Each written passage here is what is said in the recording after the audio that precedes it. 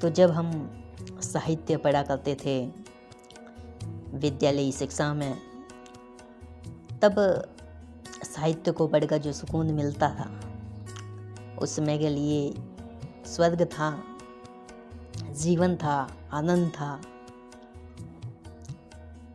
तो हमारी पाठ्य पुस्तकें तो पढ़ते ही पढ़ते दूसरे भाई बहनों की भी पाठ्य पुस्तक लाकर और साहित्य पढ़ा करते।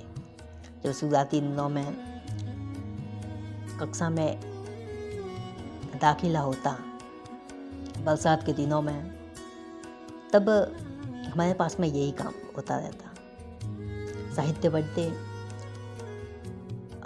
संस्कृत साहित्य, हिंदी साहित्य, संस्कृत की जो बुक्स हुआ करती थी उनमें जो पासबुक से सार को, हिंदी अनुवाद को हम वहाँ पर पढ़ते।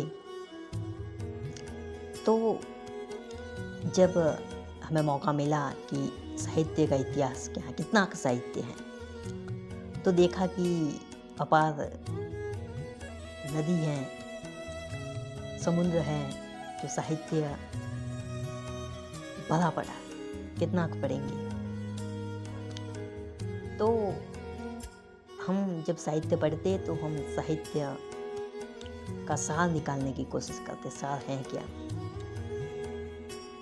तो हम साल लेकर दूसरी पढ़ते, तीसरी पढ़ते, ऐसे पढ़ते गए।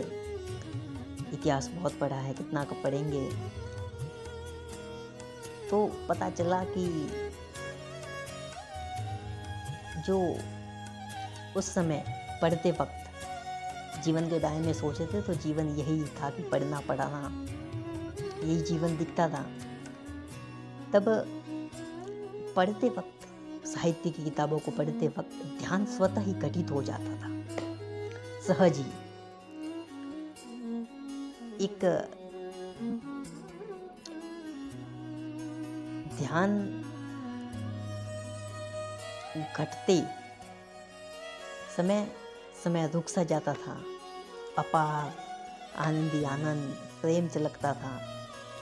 तो पता चला कि जो हमारा जीवन का जो कर्म है, इस जीवन में प्रकृति अपना कर्म कर रही है। तो जो हमारा उच्चतम कर्म है, जो पलका है हमने, उसमें पूर्ण समर्पण, उसमें लीन हो जाना।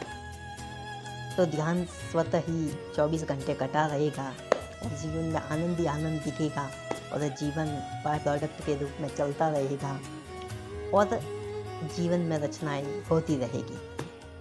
धन्यवाद।